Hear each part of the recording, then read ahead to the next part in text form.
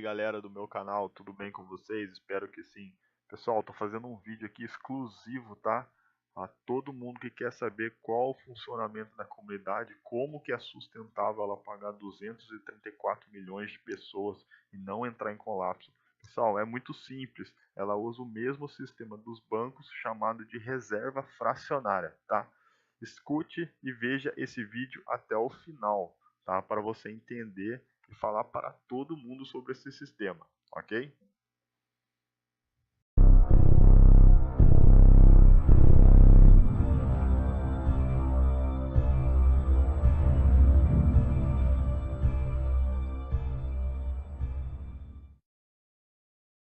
A number of years ago, the Central Bank of the United States, the Federal Reserve, produced a document entitled Modern Money Mechanics. This publication detailed the institutionalized practice of money creation as utilized by the Federal Reserve and the web of global commercial banks it supports. On the opening page, the document states its objective. The purpose of this booklet is to describe the basic process of money creation in a fractional reserve banking system. It then proceeds to describe this fractional reserve process through various banking terminology, a translation of which goes something like this. The United States government decides it needs some money, so it calls up the Federal Reserve and requests, say, $10 billion. The Fed replies, saying, sure, we'll buy $10 billion in government bonds from you. So the government takes some pieces of paper, paints some official-looking designs on them, and calls them Treasury bonds. Then it puts a value on these bonds to the sum of $10 billion and sends them over to the Fed. In turn, the people at the Fed draw up a bunch of impressive pieces of paper themselves, only this time calling them Federal Reserve notes, also designating a value of $10 billion to the Fed. The Fed then takes these notes and trades them for the bonds.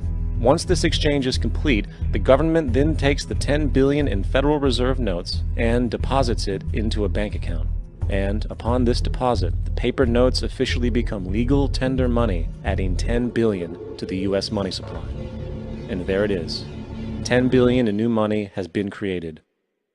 Of course, this example is a generalization, for, in reality, this transaction would occur electronically, with no paper used at all.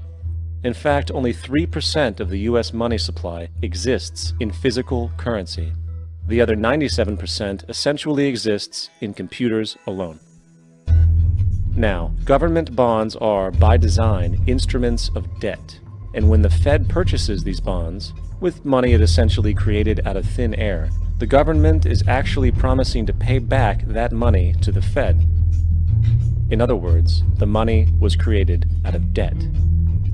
This mind-numbing paradox of how money or value can be created out of debt or a liability will become more clear as we further this exercise. So, the exchange has been made and now $10 billion sits in a commercial bank account. Here's where it gets really interesting. For as based on the fractional reserve practice, that $10 billion deposit instantly becomes part of the bank's reserves, just as all deposits do. And regarding reserve requirements, as stated in modern money mechanics, a bank must maintain legally required reserves equal to a prescribed percentage of its deposits.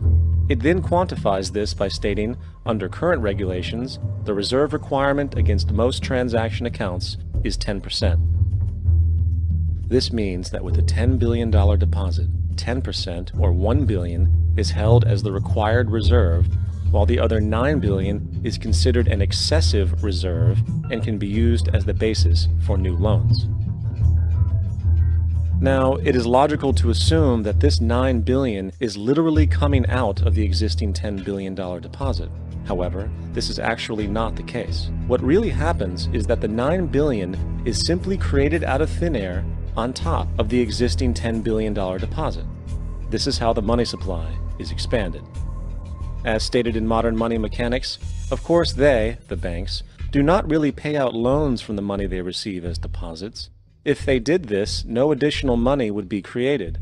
What they do when they make loans is to accept promissory notes, loan contracts, in exchange for credits, money, to the borrower's transaction accounts. In other words, the $9 billion can be created out of nothing simply because there is a demand for such a loan and that there is a $10 billion deposit to satisfy the reserve requirements. Now, let's assume that somebody walks into this bank and borrows the newly available $9 billion. They will then most likely take that money and deposit it into their own bank account.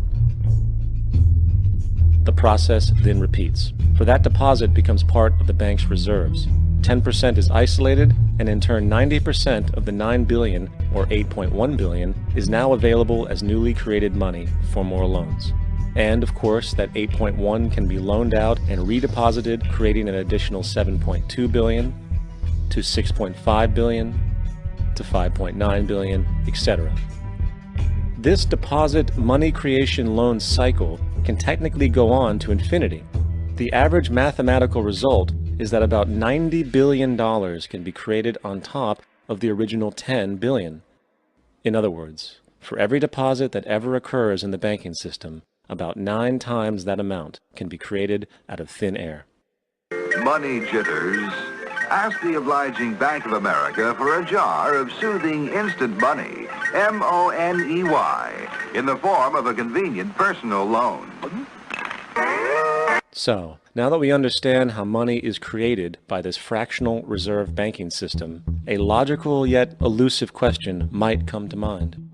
What is actually giving this newly created money value? The answer? The money that already exists. The new money essentially steals value from the existing money supply. For the total pool of money is being increased irrespective to demand for goods and services.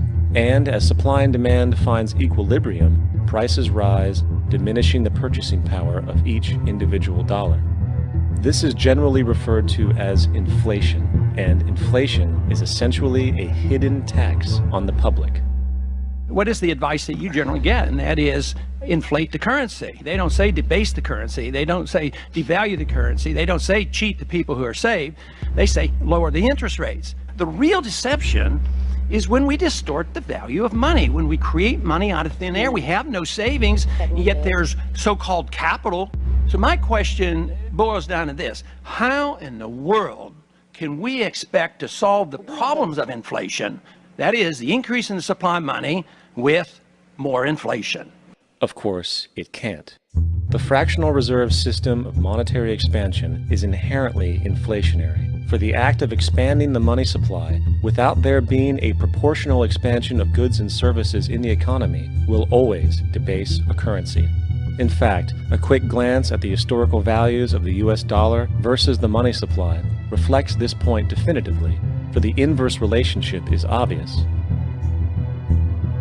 $1 in 1913 required $21.60 in 2007 to match value. That is a 96% devaluation since the Federal Reserve came into existence. Now, if this reality of inherent and perpetual inflation seems absurd and economically self-defeating, hold that thought, for absurdity is an understatement in regard to how our financial system really operates. For in our financial system, money is debt. And debt is money. Here is a chart of the U.S. money supply from 1950 to 2006. Here is a chart of the U.S. national debt for the same period. How interesting it is that the trends are virtually the same. For the more money there is, the more debt there is. The more debt there is, the more money there is. To put it a different way, every single dollar in your wallet is owed to somebody by somebody. For remember, the only way the money can come into existence is from loans. Therefore, if everyone in the country were able to pay off all debts, including the government, there would not be $1 in circulation.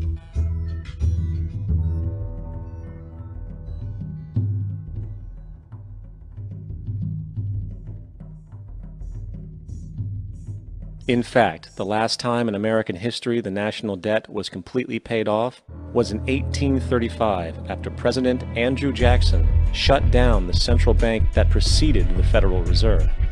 In fact, Jackson's entire political platform essentially revolved around his commitment to shut down the central bank, stating at one point, The bold efforts the present bank has made to control the government are but premonitions of the fate that awaits the American people should they be deluded into a perpetuation of this institution or the establishment of another like it. Unfortunately, his message was short-lived, and the international bankers succeeded to install another central bank in 1913, the Federal Reserve. And as long as this institution exists, perpetual debt is guaranteed. Now, so far we have discussed the reality that money is created out of debt, through loans. These loans are based on a bank's reserves, and reserves are derived from deposits. And through this fractional reserve system, any one deposit can create 9 times its original value, in turn debasing the existing money supply, raising prices in society. And since all this money is created out of debt and circulated randomly through commerce, people become detached from their original debt, and a disequilibrium exists where people are forced to compete for labor in order to pool enough money out of the money supply to cover their costs of living. As dysfunctional and backwards as all of this might seem, there is still one thing we have omitted from this equation. And it is this element of the structure which reveals the truly fraudulent nature of the system itself: the application of interest.